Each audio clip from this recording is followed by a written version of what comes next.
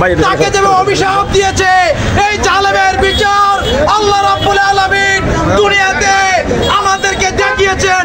আলহামদুলিল্লাহ। এই বাংলাদেশে কোনো সংখ্যালঘু বলতে কোনো শব্দ নাই। সকল মানুষকে একসাথে নিয়ে আমরা এই দেশ গড়ার জন্য এগিয়ে যাব। আজকে আপনাদের জন্য শুভ সংবাদ হলো, অধ্যাপক গোলাম আজম সাহেব তার ছেলে, তাকে তো মেরেছে জেলে রেখে, তার ছেলে ব্রিগেডিয়ার জেনারেল আজমি আজকে সেই আয়নাঘর থেকে উদ্ধার হয়েছে। এই বাংলার উন্নয়নের কারিগর মীর কাসেম আলী, ইসলামী ব্যাংক সহ আরো অন্যান্য ইবনে সিনা, রাবিতা আলম, এই ধরনের উন্নয়নমূলক কাজে যিনি অবদান রেখেছেন, এই মীর কাসেম আলীর সন্তান ব্যারিস্টার আজম ব্যারিস্টার আনোয়ার রহমান, তাকে আয়নাঘর থেকে বের করা হয়েছে। আজকে তার মায়ের সাথে যখন সে গুলাগুলি করেছে, এই সুন্দর নাদুস নদুস ব্যারিস্টার ছেলে তা হাতনিচার হয়ে গিয়েছে, জড়িয়ে ধরে জীবনের সুখ পেয়েছে। আমরা আর চাই না বাংলার কোন মায়ের বুক খালি হোক। জানে বৈষম্য বিরোধী ছাত্র আন্দোলনে আমাদের ছাত্র ভাইয়েরা বুক চেতিয়ে দিয়েছে।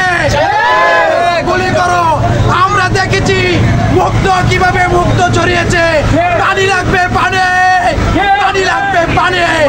আমরা মানুষকে পানি এবং শান্তির বাণী শোনাবো।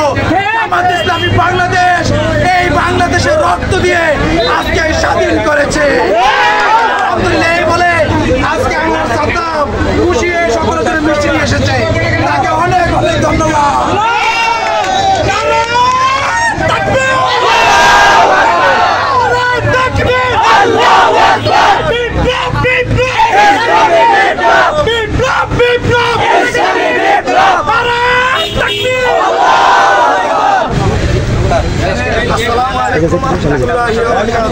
আমাদের সাদ্দাম ভাই যিনি মিষ্টি ভোগ করাচ্ছেন, উনি একটু কথা বলছেন। আমি এই উপস্থিত প্রিয় এলাকাবাসী, প্রিয় নেতৃবৃন্দ, এখানে দল নাই, মত নাই, ছাত্র সমাজ, বিভিন্ন দেশের বিভিন্ন জাতের মানুষ, বিভিন্ন ধর্মের মানুষ আছে। সকলকে আমরা একত্রিত হয়ে সবার উপলক্ষে আমরা আজকে এই মিষ্টি, কিন্তু মিষ্টি না, মিষ্টি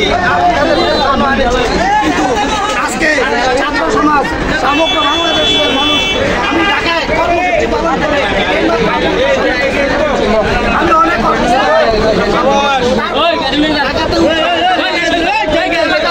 সঙ্গে আমরা এই বিজয় উদযাপন না করি তাহলে না হলেই নয়।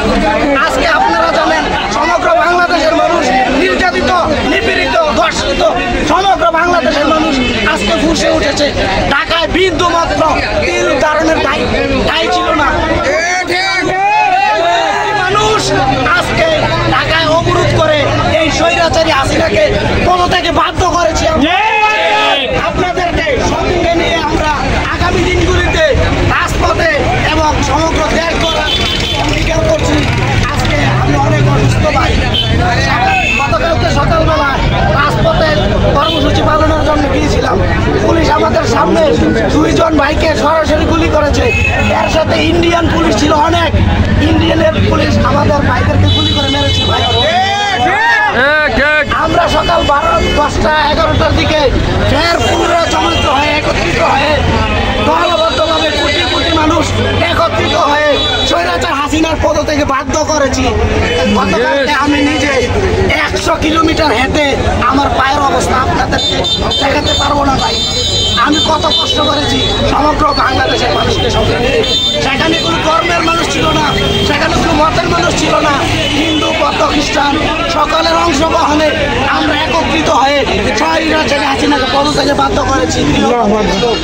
আমরা একটি কথাই বলতে চাই, আগামী দিনগুলিতে আমরা সকালে ঐক্যবদ্ধভাবে দেশ গড়ার অঙ্গীকার করবো।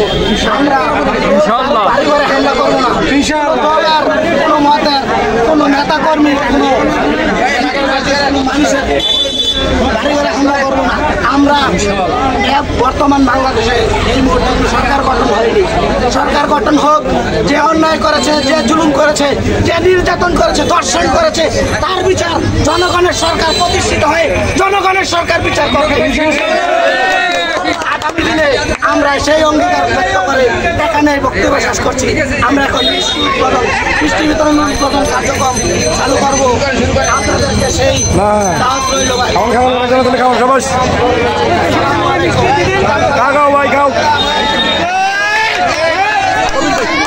কবির ভাই ঠিক আছে হয়েছে।